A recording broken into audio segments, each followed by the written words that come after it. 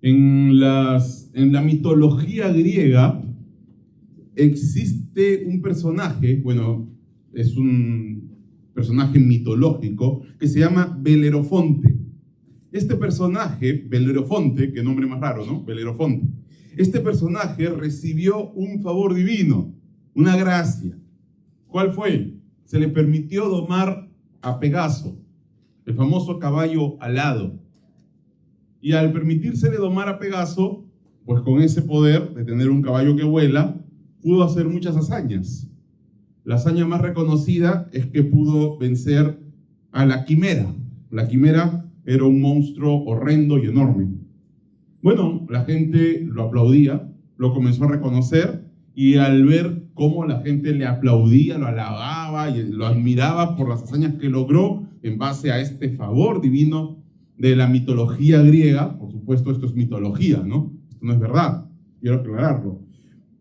Él en algún momento pensó que el mundo, la tierra, era demasiado pequeña, demasiado baja para una persona con su fama, con sus habilidades.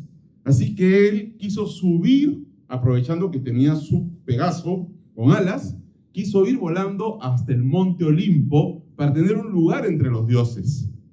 Zeus, enojado al ver la soberbia de Belerofonte, mandó un pequeño insecto que le pique al caballo. Lo picó al caballo, el caballo se encabritó y Belerofonte se cayó.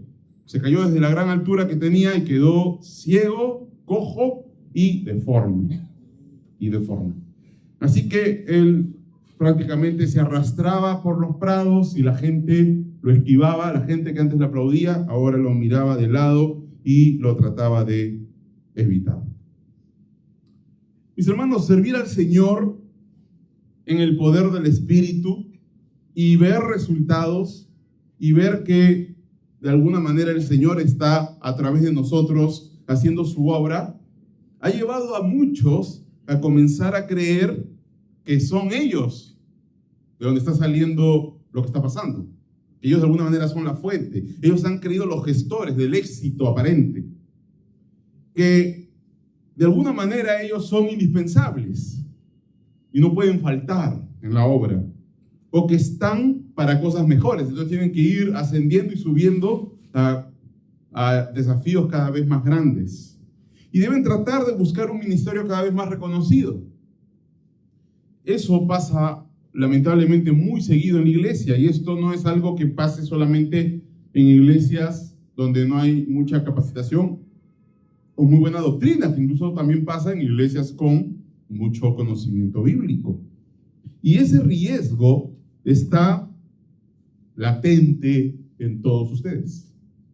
Es algo que está ahí, es un germen que está ahí latente en todos nosotros. Porque a pesar de que si somos salvos, el Señor nos ha liberado de la esclavitud al pecado, hay un remanente del pecado, del orgullo en nuestros corazones, y tenemos que ser nosotros primero sinceros en reconocer que ese remanente está y estar atentos porque es una tendencia natural. Pablo sabía que en la iglesia de Corinto lo acusaban de ser como Belerofonte. Recordemos que estas historias se crearon en el tiempo en los tiempos bíblicos, ¿no? O antes de los tiempos bíblicos. Y los griegos conocían muy bien estas historias. Bueno, no estoy diciendo que literalmente le decían Belerofonte, sino que lo acusaban a Pablo de ser orgulloso, de que se jactaba, de que de alguna manera buscaba gloria personal. Una persona que se jactaba de sus resultados. Como ya vimos, en 1 Corintios, Pablo, en su primera carta, dijo que él fue el perito arquitecto. Él dijo que él era el padre espiritual de esa iglesia.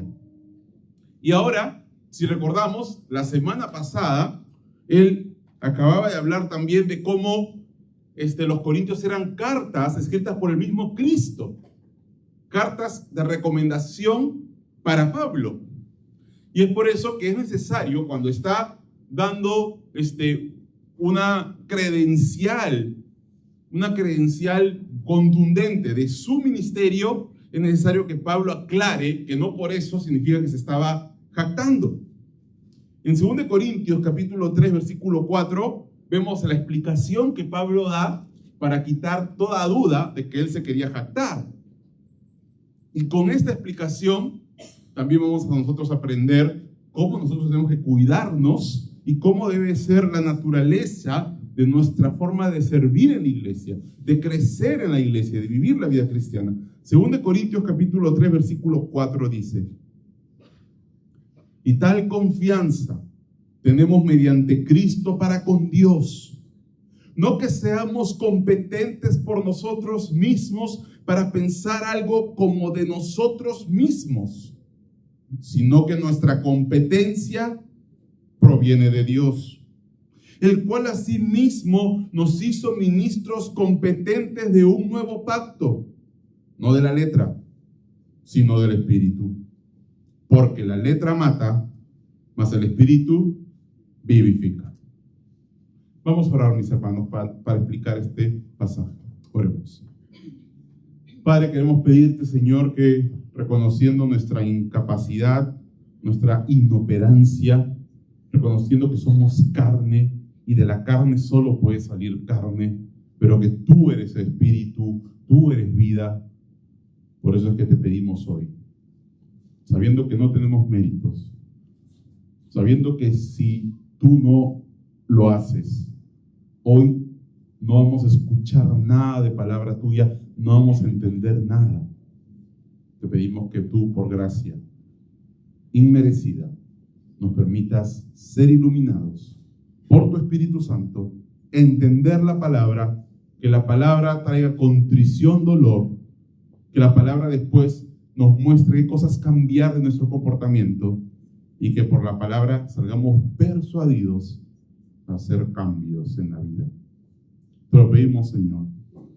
Solo tu gracia lo puede hacer, en tus méritos y por el nombre de nuestro Señor Jesucristo. Amén.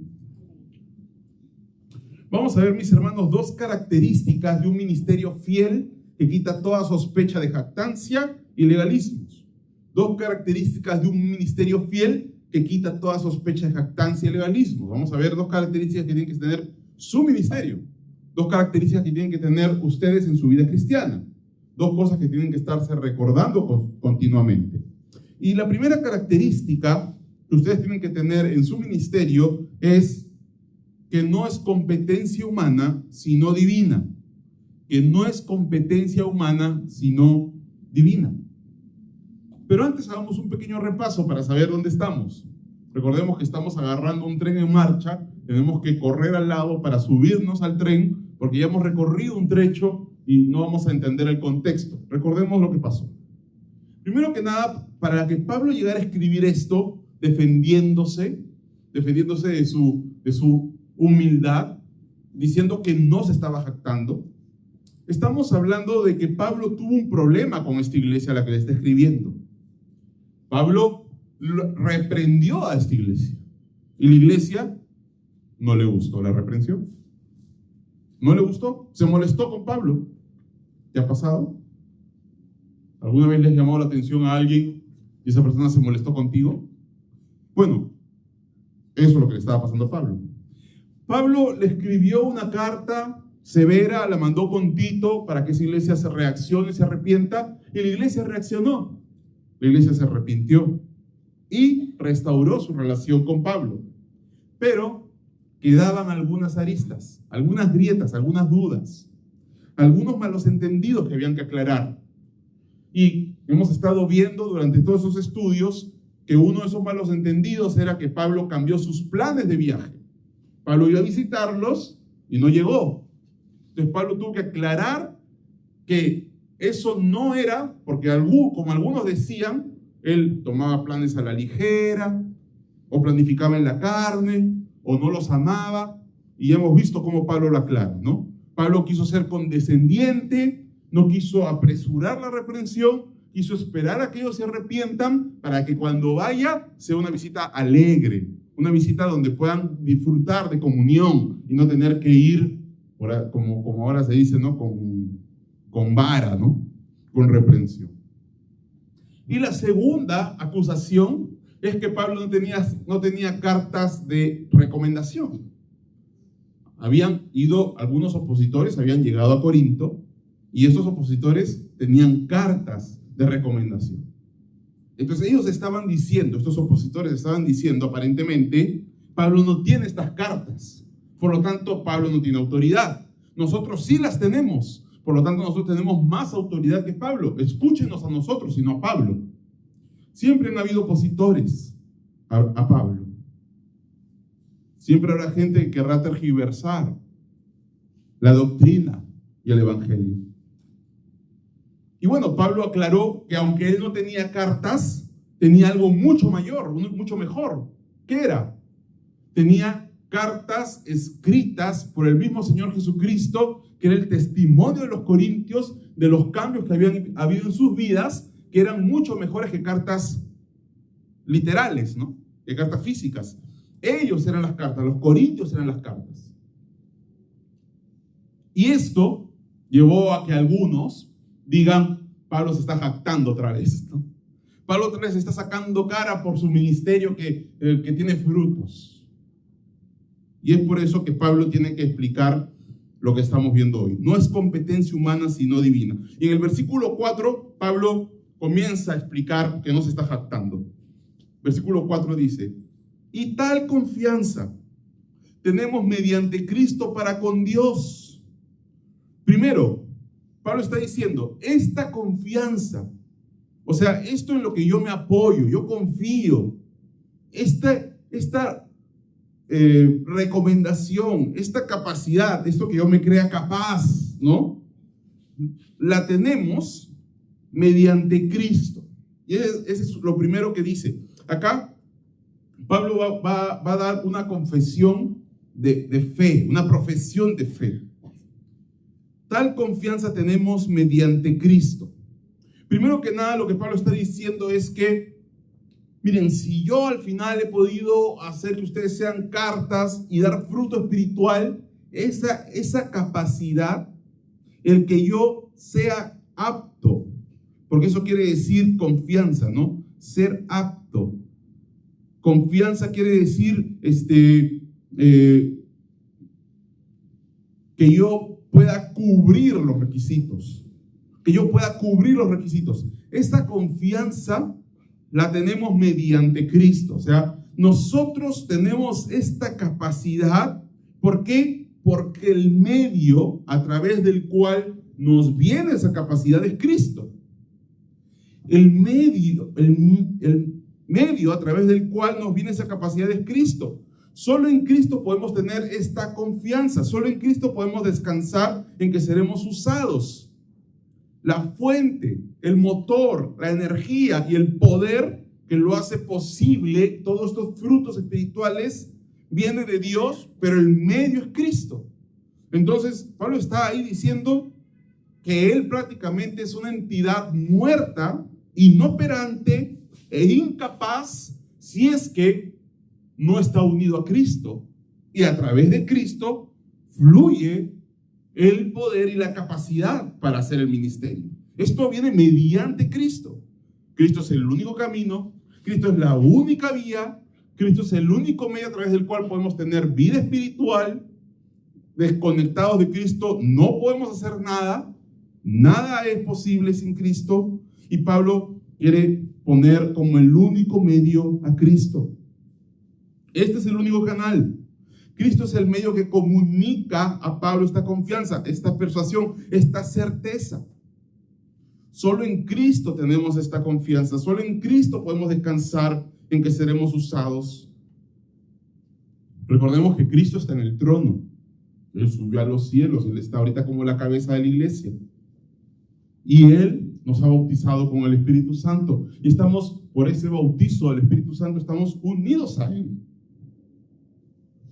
Al estar unidos a Él, estamos unidos a la única fuente de poder y recién ahí podemos ser eficaces para cualquier cosa espiritual. Desconectados de Cristo, simplemente no tenemos vida espiritual.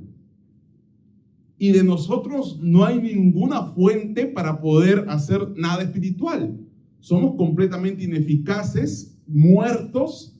Solo Cristo es la única fuente a través de la cual se puede hacer algo espiritual.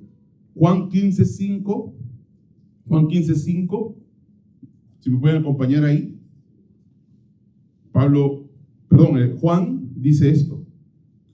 Es una frase que dijo el mismo Señor Jesucristo. Dice: yo soy la vid, vosotros los pámpanos. El que permanece en mí y yo en él, éste lleva mucho fruto, porque separados de mí, nada podéis hacer. Y es contundente. Es universal. Jesucristo está siendo exclusivo. No dice separados de la divinidad. No dice separados de tu poder en el que tú creas o de tu personaje superior en el que tú creas, de la entidad superior en la que tú creas. No dice separados de Dios.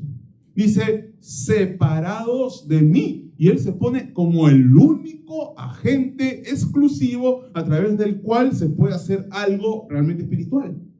Jesucristo es exclusivo completamente. Jesucristo es completamente exclusivo. No hay otro nombre, no hay otro camino, no hay otra profesión de fe, no hay otra persona en la cual se pueda hacer algo espiritual. Solo en Jesucristo, el nombre de Cristo. El cristianismo es exclusivo. Por eso es perseguido. Por eso es que tú te vas a la India y puedes predicar de cualquier Dios, pero predicas de Cristo como el único medio y el único camino y te apedrean. Porque el cristianismo es exclusivo. Y el cristianismo es exclusivo porque Dios es exclusivo y porque la palabra dice claramente que no hay otro camino. No hay otro medio. Pablo dice: tal confianza tenemos mediante Cristo, porque Él es el medio. Él es el medio de la capacitación. Además de eso dice para con Dios. O sea, la confianza a la que Pablo apunta es que primero yo tengo que tener confianza delante de Dios. Yo quiero estar confiado de que Dios es mi público objetivo. Dios es al que tengo que agradar. Y esta confianza de nada me sirve si yo tengo confianza delante de todos los hombres, delante de cualquier religión o autoridad, si no tengo confianza delante de Dios. ¿De qué me sirve estar bien con todo el mundo si estoy mal con Dios? La confianza la tengo que tener para con Dios, Pablo dice. Para con Dios. Yo tengo la confianza de que por la predicación del Evangelio, ustedes han sido hechos frutos espirituales, escritos con el Espíritu, son cartas verdaderas, y esta confianza la tengo delante de Dios. Dirigida, la meta de mi confianza es Dios. Cristo es el medio a través del cual fluye la confianza. Dios es la meta, el destino de esa confianza. Y esto nos ayuda a recordar siempre, mis hermanos, que cuando venimos a servir, al único que queremos agradar es a Dios, no a los hombres. Claro, es verdad que queremos también agradar a los hombres, pero en el momento que en algún momento se presenta la disyuntiva entre o los hombres o Dios, la confianza la queremos tener para con Dios. Y si para tener la confianza para con Dios tenemos que hacer que los hombres no confíen en nosotros, pues vamos a preferir que la confianza esté para con Dios. Ser fieles a Dios. Ser fieles a Dios antes que una iglesia, a un pastor o a un grupo de personas. Porque si esa iglesia, si ese pastor se está desviando, nuestra confianza es para con Dios. Y Pablo está diciendo, aquí mi confianza viene mediante Cristo, pero es para con Dios. Y tienes que preguntarte si lo que haces, lo haces siempre delante de Dios. Si vives en una confianza para con Dios. Ahora, ¿sabes que la única forma de agradar a Dios es a través de Cristo?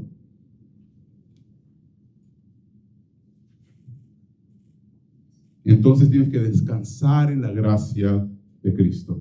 En la gracia que te disciplina, te moldea, te te reforma y no te deja igual, sino que te transforma cada día. Esa gracia va a ser la que te va a llevar a que puedas tener confianza delante de Dios. Es la gracia de Dios en Cristo Jesús. Versículo 5. No que seamos competentes por nosotros mismos para pensar algo como de nosotros mismos, sino que nuestra competencia proviene de Dios. Pablo, después de dar esta profesión de fe, de decir que el medio de la confianza es Cristo y la meta es el Padre, ahora da dos rechazos. Él rechaza dos afirmaciones para que no quepa duda con respecto a su humildad. Primero, incapacidad absoluta. Pablo es un incapaz. ¿Cómo lo dice? No que seamos competentes por nosotros mismos. No estoy afirmando que yo pueda ser competente por mí mismo.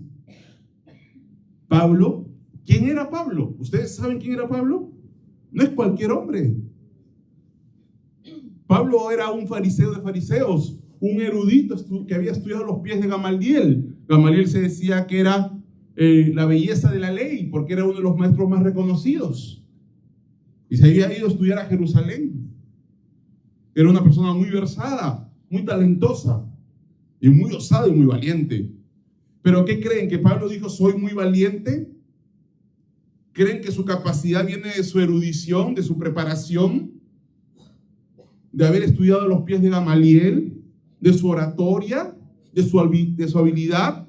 Pablo dice, no que seamos competentes por nosotros mismos. Si fuera por nosotros mismos y nuestra habilidad, no soy competente, no cumplo los requisitos.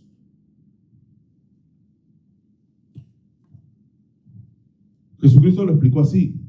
Cuando le quiso explicar el nuevo nacimiento a Nicodemo, y Nicodemo no entendía, ¿no? Nicodemo era una persona muy religiosa, una persona que era el principal entre los religiosos, y le dijo, si no naces de nuevo, no puedes entrar en el reino de los cielos, diciéndole a Nicodemo que era un religioso que estaba muerto.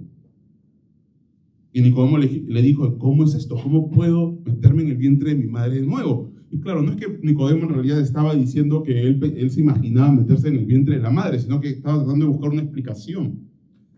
Y Jesús le dijo, lo que es de la carne, carne es.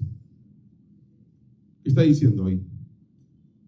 Está haciendo una analogía de el mismo género de progenitor. O sea, si alguien es de la carne, solo va a dar carne.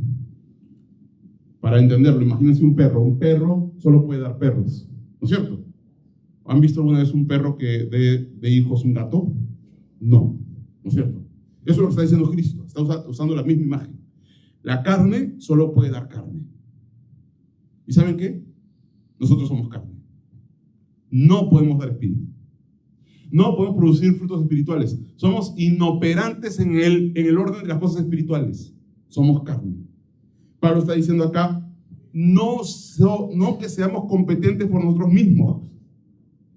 Pablo había dicho hace poco en 2 Corintios 2:16. Miren 2 Corintios 2:16. Y para estas cosas, ¿quién es suficiente? ¿De qué cosas está hablando? De la predicación del evangelio, y que al final, cuando él predica el evangelio, algunos se salvan y algunos se pierden. En 2 Corintios 2:16 dice, para estas cosas, ¿quién es suficiente? Y es una pregunta retórica, por supuesto, ¿no? Está afirmando, nadie es suficiente, nadie alcanza, nadie cumple los requisitos. Y Pablo está diciendo, yo, Pablo, con todos mis estudios, erudición, fariseos, con todo mi pasado, presente y todo lo demás, no cumplo los requisitos, no alcanza. Mi incapacidad es absoluta. Si algo pasa espiritualmente, es un hecho que ha sido Dios, porque yo soy carne y no puedo producir espíritu.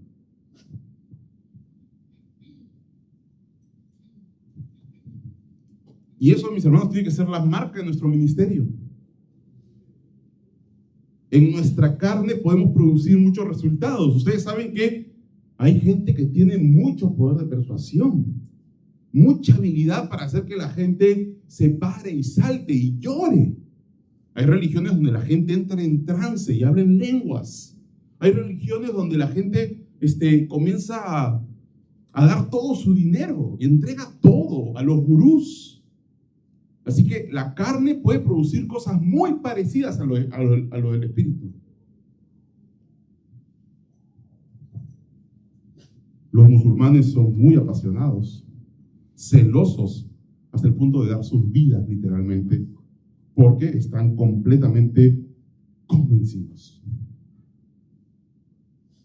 En nuestra carne podemos producir muchas cosas, pero espiritualmente no podemos producir nada. Nada. Hay organizaciones que hacen muy buenas obras sociales, hay clubes donde hay muy buena pasión, ¿no? Con propósitos muy elevados, pero una iglesia solo puede producir resultados espirituales si es que Dios interviene dando vida a los que están muertos en delitos y pecados. Y eso es una gracia de Dios. No es producto de nuestro esfuerzo ni de nosotros. Es una actividad para la cual no se nos ha dotado con ninguna capacidad. Y Pablo lo dice, no que seamos competentes por nosotros mismos. La segunda afirmación que Pablo hace es, todo resultado es un regalo de Dios. Todo resultado es un obsequio gratis de Dios. ¿Cómo lo dice? Lo dice, para pensar algo como de nosotros mismos. O sea, como para pensar que si algo espiritual salió, fue fruto de nosotros mismos.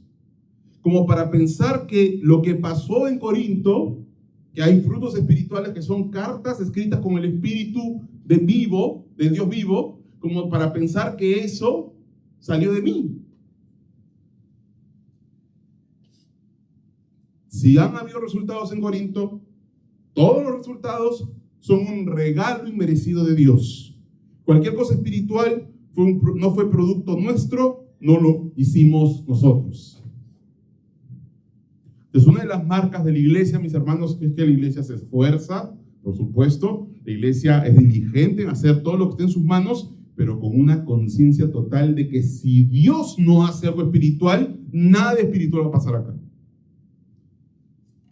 Si en IBDL va a pasar algo que sea espiritual y real, no será mérito de ninguno de nosotros. Pero si IBDL se vuelve un bonito club social, un gran centro de vida social, y nos llenamos de gente muy apasionada por estar juntos, manipulando las emociones, sí será mérito de nosotros. Pero seremos los más fracasados en realidad. Porque ¿de qué sirve tener éxito en todo, menos en lo que verdaderamente es espiritual y eterno?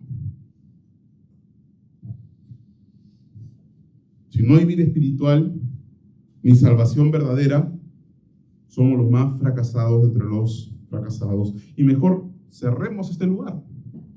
Si lo convertimos en un club, si lo convertimos en un lugar para ayuda social, si lo convertimos en un lugar, y no estoy diciendo que estas cosas sean malas, sino que el propósito de la iglesia es la predicación del evangelio y los frutos espirituales, no los frutos carnales, que se puede producir de muchas maneras. Y esto es clave para poder seguir centrándonos en la predicación del evangelio y en la búsqueda de la sana doctrina. Porque al final estamos convencidos que los resultados son de Dios y no de nosotros. Si fuera nosotros, sí, apliquemos nuestras estrategias de marketing. No estoy diciendo que el marketing sea malo, ¿no? Pero hagamos nuestras estrategias de marketing, hagamos eventos muy bonitos, traigamos mejor, en vez de ver la predicación más cristocéntrica y con mejor doctrina, veamos mejor el mejor orador, que es un buen comunicador. Pero como nuestra competencia no proviene de nosotros, entonces nosotros sabemos que lo principal y lo único que en realidad va a producir frutos es predicar el evangelio de Cristo, de la fe en Jesucristo y el perdón de pecados y el arrepentimiento y el perdón de pecados. Eso es lo único que va a tener frutos. Y como Pablo dijo, esos frutos pueden ser olor de vida para vida o olor de muerte para muerte, pero serán frutos espirituales si compartimos el verdadero evangelio. Pablo dice, soy absolutamente incapaz y todo resultado es un regalo de Dios. Y con esto Pablo quiere ya callar cualquier tipo de objeción de que él se está jactando. Pero vimos que habían dos características, ¿no es cierto, mis hermanos? Espero que el Señor nos redarguye y tengamos esta característica constante en nuestro ministerio, en nuestro servicio, de que todo viene de Dios. Pero la segunda característica es, no es legalismo externo, sino nueva vida en el Espíritu. No es legalismo externo, sino nueva vida en el Espíritu. Versículo 6 de 2 Corintios 3. Versículo 6 de 2 Corintios 3 dice, el cual asimismo nos hizo ministros competentes de un nuevo pacto, no de la letra, sino del Espíritu, porque la letra mata, mas el Espíritu vivifica. Pablo sigue entonces defendiendo, ¿no? Defendiéndose y aclarando cualquier duda que haya, cualquier malentendido. Y Pablo amplía, aquí va a ampliar su capacitación. Él ya ha dicho, la capacitación viene de Dios. Mi competencia viene de Dios, yo soy un inoperante, pero cuando Dios opera a través mío, pues se producen frutos. Y si se producen frutos, no tengo de qué gloriarme porque es de Dios. Es más, el evangelio ha sido configurado de tal manera que es un evangelio del cual la gente se burla. Es un evangelio totalmente impopular. Decirle al hombre que está en sus delitos y pecados y que se va a ir al infierno no es popular. Y decirle que el único camino es poner su fe en Cristo, arrepentirse de sus pecados y poner su fe en Cristo, no es popular. Pero tiene que ser así, para que sea completamente evidente que si hay algún resultado, esto solamente puede ser de Dios. Y Pablo va a aclarar también que una de las características de este ministerio es que no es un ministerio de legalismos. Va a ampliar esa competencia que viene de Dios. Y habla de los pactos, ¿no? El cual nos hizo ministros competentes de un nuevo pacto. Y aquí quisiera comenzar a estudiar esto a profundidad, el tema de los pactos, mis hermanos, porque es importante. Un nuevo pacto implica que había uno antiguo. Pablo ha sido hecho ministro de un nuevo pacto, y ese nuevo pacto no es de la letra, porque la letra mata, dice, todo eso lo tenemos que explicar. Y primeramente es importante que entendamos qué es un pacto y por qué pactos. Los inconversos, las personas que no tienen una relación con Cristo, una de las cosas que ignoran, ¿no? Una de las cosas de las que son ignorantes es que Dios se relaciona con el ser humano a través de pactos. Nosotros, si somos creyentes, tenemos que comenzar a conocer cómo Dios se relaciona con nosotros y con el ser humano. Y vamos a ver durante toda la Biblia que Dios se relaciona con el ser humano a través de pactos.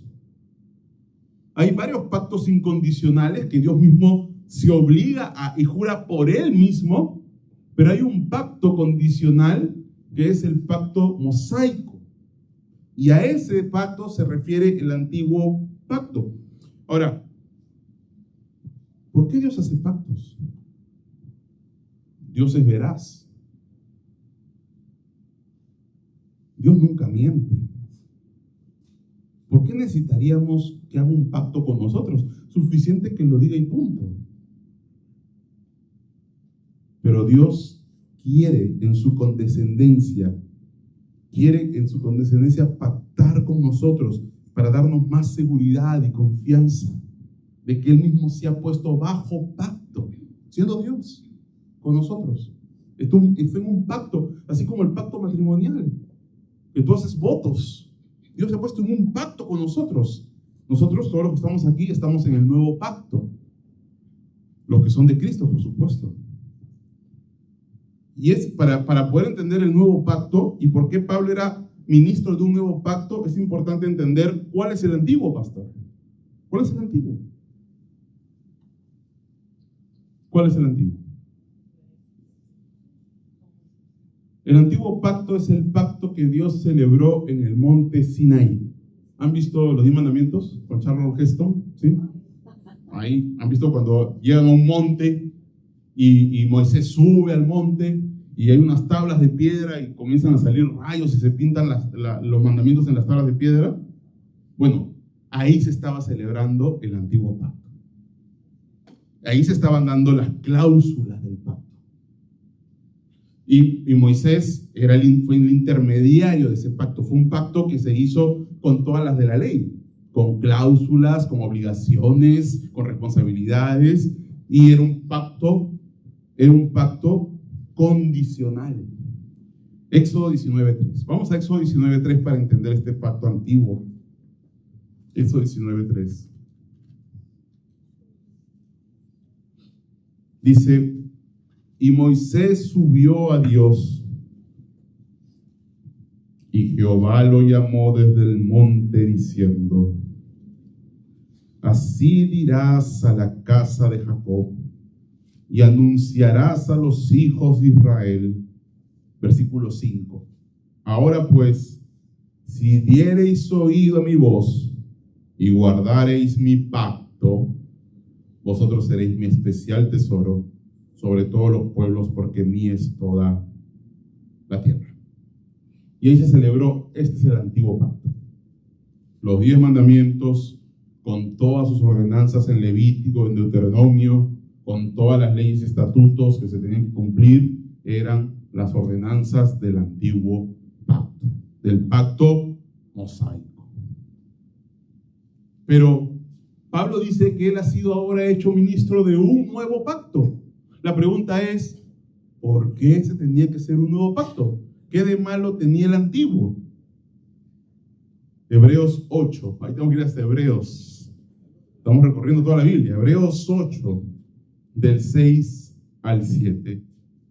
¿Qué pasó con el primer pacto? ¿Qué de malo tenía el primer pacto del monte Sinaí, que Dios tuvo que hacer un nuevo pacto? Hebreos 8, del 6 al 7 dice: pero ahora, tanto mejor ministerio es el suyo, hablando de Jesucristo, cuanto es mediador de un mejor pacto, establecido sobre mejores promesas, porque si aquel primero hubiera sido sin defecto, ciertamente no se hubiera procurado lugar para el segundo. Así que era casi el pacto perfecto, solamente que tenía un defecto, ¿no? Como dice la canción. ¿Cuál es el defecto? ¿Dios hace cosas defectuosas? El defecto del primer pacto no era el pacto en sí mismo. El defecto del primer pacto era el hombre con el que se estaba contrayendo el pacto. Y esto lo dice Hebreos 8:9. Hebreos 8:9. Hebreos 8:9 dice, atención, aquí está el problema del antiguo pacto. ¿Cuál es el problema del antiguo pacto? No como el pacto que hice con sus padres el día que los tomé de la mano para sacarlos de la tierra de Egipto. Ahí está, ¿ven? El antiguo pacto es el del monte Sinaí, el de Egipto. Porque ellos no permanecieron en mi pacto y yo me desentendí de ellos, dice el Señor. ¿Cuál es el problema del pacto? ¿Cuál era el defecto del pacto? Que los hombres no permanecieron en su pacto. Como era un pacto condicional, no permanecieron en el pacto. Y eso es algo muy importante, mis hermanos, porque esto marca una forma de relacionarnos con Dios que es clave que todos aquí entiendan. Y por favor, esto es tan importante, ojalá todos puedan escucharlo. Todos los oyentes deben tener esto muy, muy claro. Cualquier tipo de relación que quieras tener con Dios no se puede basar en obras, porque fracasará. Porque fracasará. Solo hay una base sobre la cual tener una relación con Dios: la fe. ¿Y la fe en qué? En la provisión de gracia que Dios ha establecido, que es Cristo. El problema de todos los seres humanos es que quieren hacer su propio camino y quieren aunque no a este pacto mosaico que se aferraban los israelitas, todos quieren llegar a Dios a través de un sistema de méritos y de obras, que es prácticamente lo mismo.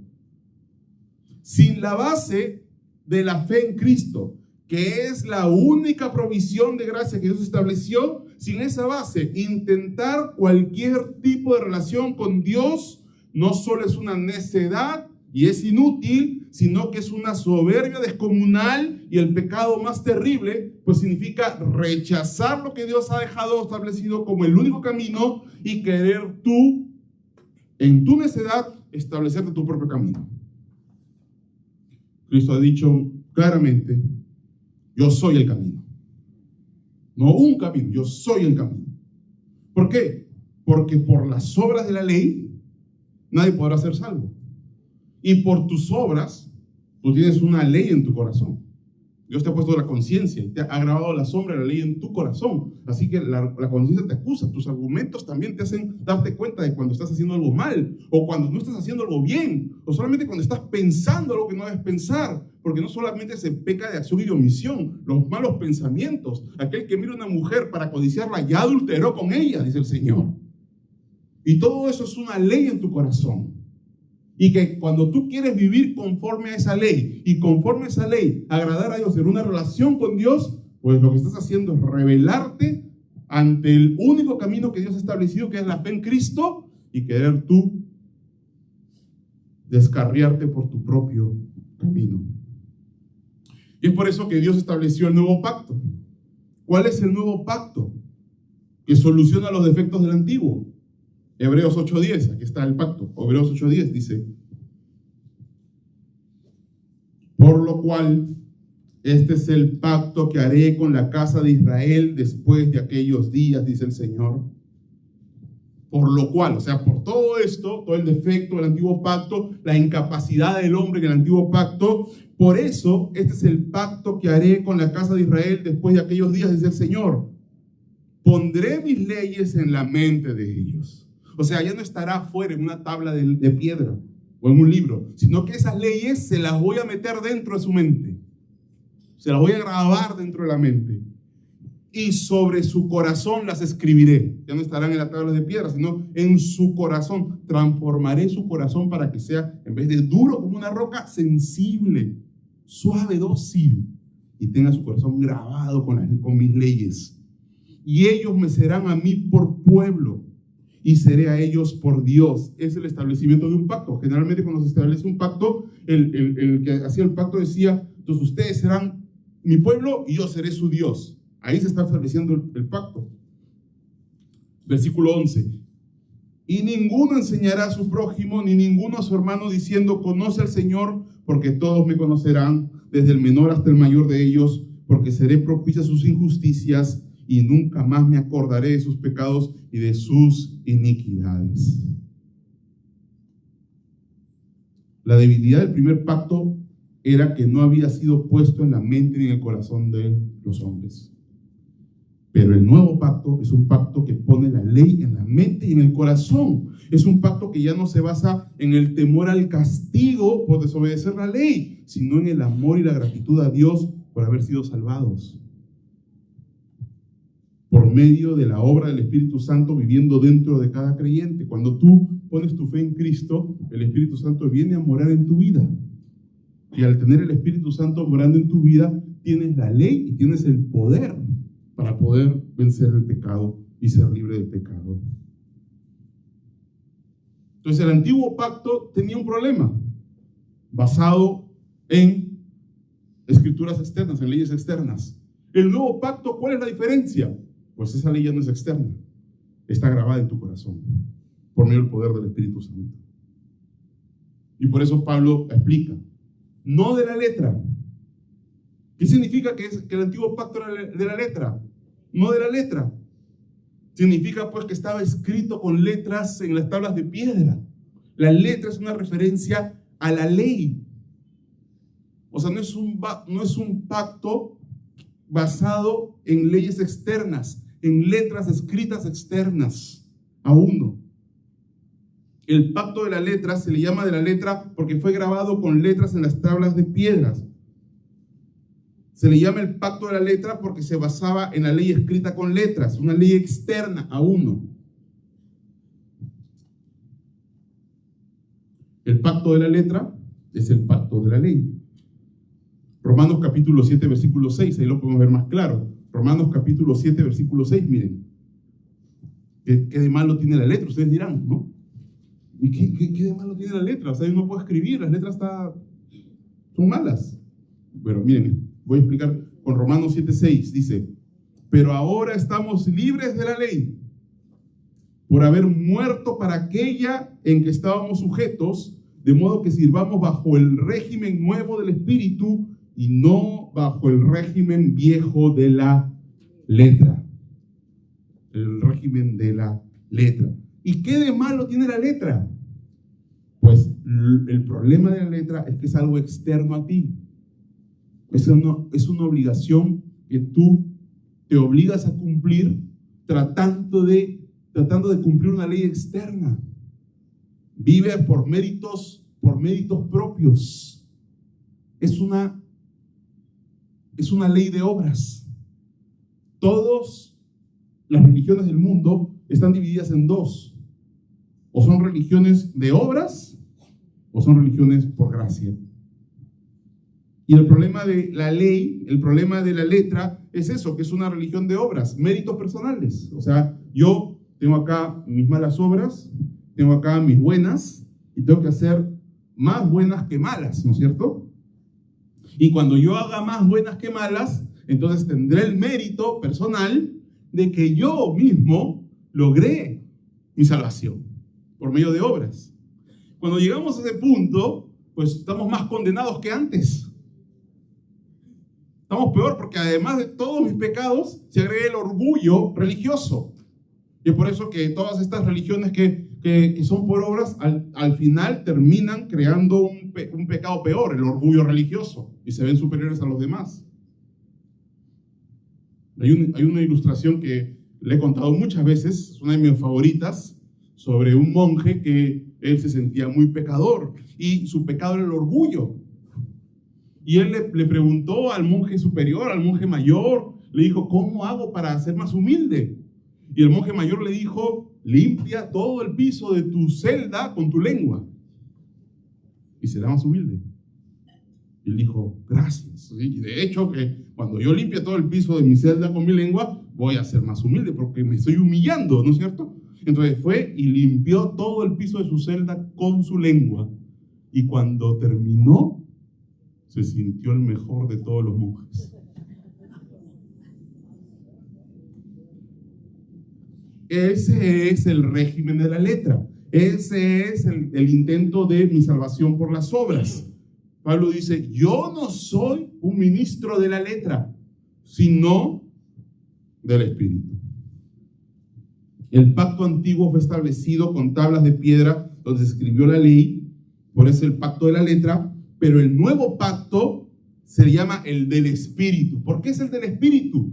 Porque no está basado en una ley externa, sino está basado en que el Espíritu Santo viene a morar dentro de ti y escribe la ley dentro de tus corazones, y en el poder del Espíritu recién puedes vivir una vida de acuerdo a los estándares de Dios. Hay que entender esto, mis hermanos. El problema del antiguo pacto era tratar de cumplir la ley sin el poder del Espíritu. La mejora del nuevo pacto es que ahora tienes el Espíritu, porque es el pacto del Espíritu, y con el poder del Espíritu, ahora sí puedes cumplir la ley. Ahora, hay que entender algo. No la cumples a la perfección, pero ahí está la gracia de Cristo. Nunca la cumples a la perfección. Nunca. ¿Sabes que tú cuando haces buenas obras hoy, tus buenas obras para Dios son como trapos de inmundicia? O sea, trapos de inmundicia son los trapos con los que se limpiaban las mujeres que estaban en su periodo.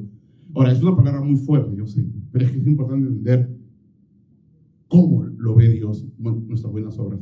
¿Por qué? Porque tú puedes decir, bueno, yo estoy yendo a ayudar a un amigo que está enfermo y estoy haciendo todo lo posible para ayudarlo, es una buena obra, pero en el fondo, nosotros no somos conscientes, o a veces no queremos ser conscientes de que hay motivaciones pecaminosas en todo lo que hacemos. Queremos que nos vean, o queremos de alguna manera ser reconocidos, o queremos que de alguna manera ganarnos algún favor. Hay motivaciones escondidas. Nuestras obras no son limpias delante de Dios. No, es imposible. Nada de lo que hacemos es limpio delante de Dios. La Biblia dice claramente en Romanos capítulo 3 que no hay quien haga lo bueno, ni siquiera uno, dice. Pero hay mucha gente que hace el bien. Sí, pero a los ojos de Dios, santo y puro, sus obras de bien están manchadas. Ahora, ¿qué pasa con el nuevo pacto del Espíritu? El Espíritu Santo viene y te da poder para vencer el pecado y vivir una vida santa, pero incluso siendo creyentes, nuestras motivaciones no son completamente santas y puras. Pero el que esté en el nuevo pacto, descansa en la gracia de Dios por medio de Cristo. Por eso es que Pablo dice, y esta es la diferencia, porque la letra mata, dice. ¿Qué quiere decir que la letra mata? La letra mata no es que la letra tenga una espada y venga y te escuchille, ¿no? Y todos vamos a corrernos de la A y de la B. Tú ya no les enseñes el abecedario a tus hijos porque los va a matar el abecedario, los va a perseguir la noche, van a tener pesadillas y se van a morir. No. La letra mata, ¿qué significa? Que cuando tienes una ley externa, sin el poder del Espíritu, y tú quieres vivir para cumplir esa ley, ¿sabes lo que va a pasar? Pues esa ley va a aumentar la tentación. Tu pecado es tan pecaminoso que va a usar la ley en tu contra. Es como si tú tuvieras una pistola y el pecado fuera un ladrón que viene a tu casa y te quiere asaltar. Entonces el pecado es tan poderoso que tú con la pistola lo quieres destruir, quieres defenderte, y el pecado te roba el arma y la usa para matarte. Porque es iluso tratar de enfrentarse al pecado y ganarle con leyes. Mira lo que dice Romanos 7:7. ¿Qué diremos pues? ¿La ley es pecado? En ninguna manera. Pero yo no conocí el pecado sino por la ley. Porque tampoco conociera la codicia si la ley no dijera no codiciarás. Mas el pecado, aquí está la parte, miren, atención, tomando ocasión por el mandamiento, o sea, aprovechándose. Mira, esto está prohibido, lo prohibido es mejor, ¿no? Tomando ocasión por el mandamiento, produjo en mí toda codicia. O sea, como estaba la ley, no codiciarás, el pecado aprovechó esa ley para producir en mí toda codicia.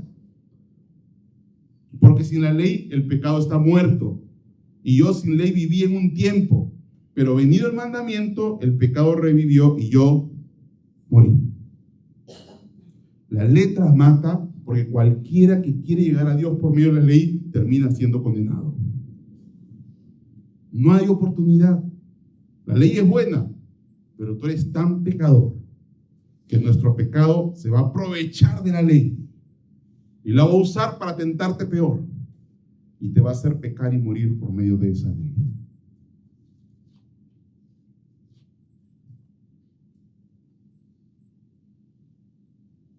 La letra mata. La ley, sin el Espíritu Santo, condena. Cualquiera que quiera basar su relación con Dios en un sistema de obras va a terminar muerto por la eternidad del infierno. Pero, Pablo dice, más el Espíritu, o sea, la contraparte, contraste, vivifica. La ley te mata, pero el Espíritu te da nueva vida. El Espíritu te da poder, te da el poder de la vida, para que en ese poder de la vida, mientras el pecado te está jalando para abajo, como la ley de la gravedad, el poder de la vida del Espíritu te jala para arriba, como los aviones que tienen la aerodinámica, ¿no es cierto? Puede contrarrestar la gravedad. Entonces, el Espíritu Santo, que es la ley de la vida, te da poder para vencer el pecado en el poder del Espíritu y vivir conforme a la ley de Dios. ¿Por qué? Porque no quiere decir que, ya, entonces soy libre de la ley y puedo vivir como quiera. No, ahora tienes el poder para vivir conforme a la ley de Dios. Romanos 8 lo explica, Romanos 8:2. Porque la ley del Espíritu de vida en Cristo, la ley es una fuerza, la ley acá, la acepción que se usa es es una fuerza, así como la ley de la gravedad, ¿ok? La ley del Espíritu de vida en Cristo Jesús me ha librado de la ley del pecado y de la muerte. La ley te jala hacia la muerte y hacia abajo hacia el pecado. La ley te jala hacia arriba. Porque lo que era imposible para la ley, por cuanto era débil por la carne, ¿ves? La ley no te puede salvar porque es débil por tu carne. Dios, enviando a su Hijo en semejanza de carne de pecado y a causa del pecado, es por la muerte de Cristo en la cruz, condenó al pecado en la carne para que la justicia de la ley se cumpliese en nosotros, que no andamos conforme a la carne, sino conforme al Espíritu.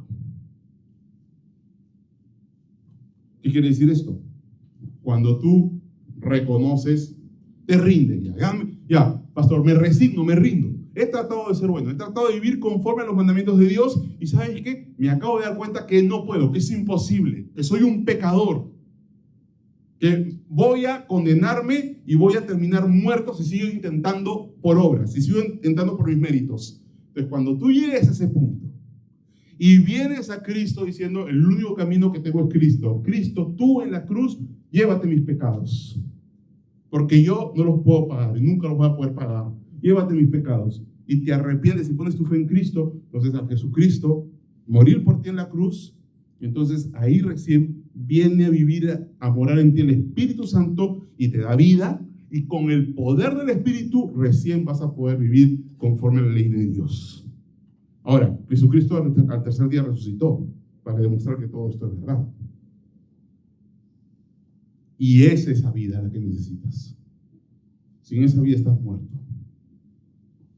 Y sin esa vida terminarás muerto en el infierno por toda la eternidad. Por eso, mis hermanos, un ministerio fiel que quita toda sospecha de jactancia y legalismo, primero, no es competente humanamente hablando, sino por Dios. Y segundo, no es legalista y no se basa en legalismos externos, sino en una nueva vida en el Espíritu. En una nueva vida en el Espíritu. Y si hay alguno aquí que todavía sigue en el sistema del antiguo pacto, en el sentido de que quiere ganarse el cielo por ser buen padre, por ser buen ciudadano, por sus obras o por ser un religioso más, pues la Biblia deja claro que vas a morir, vas a ser condenado y nunca podrás llegar a una relación con Dios en esos términos. Ven a Cristo. Y Cristo morirá por ti en la cruz. Se llevará todos tus pecados en la cruz y tendrás el poder del Espíritu en tu vida para que ahora sí, ya no estés en la letra, sino en el Espíritu que te vivifica y que da poder para vivir una vida que le agrada a Dios. Vamos a orar. Vamos a orar para terminar. Señor mi Dios, te doy gracias porque siempre es bueno recordar que todo viene de ti. No tenemos méritos, no tenemos capacidad, somos unos inoperantes, pero Señor, gracias por Cristo. Gracias por su gracia que opera y lo hace a través nuestro. Nos usa como medios a través de los cuales esparcir la fragancia de Cristo para salvación o para perdición, pero Señor, de tal manera que se hace tu voluntad. Y Señor, te pedimos que recordemos que estamos llamados a predicar no un legalismo externo, no salvación por obras, no un evangelio de la letra que mata, sino el evangelio del Espíritu que da vida. El evangelio, Señor, que es el de que Cristo murió en la cruz por nuestros pecados, resucitó al tercer día, y nosotros, si ponemos nuestra fe en Él y nos arrepentimos de nuestros pecados, vamos a recibir el poder y la vida para vivir conforme, Señor, a la voluntad de Dios, a tu voluntad. Te pedimos que si hay alguno aquí que aún no lo ha hecho, que en esos momentos ponga su fe en Cristo, que se arrepiente de sus pecados y reciba la vida y el poder del Espíritu para vivir conforme a tu palabra. En el nombre de Jesús.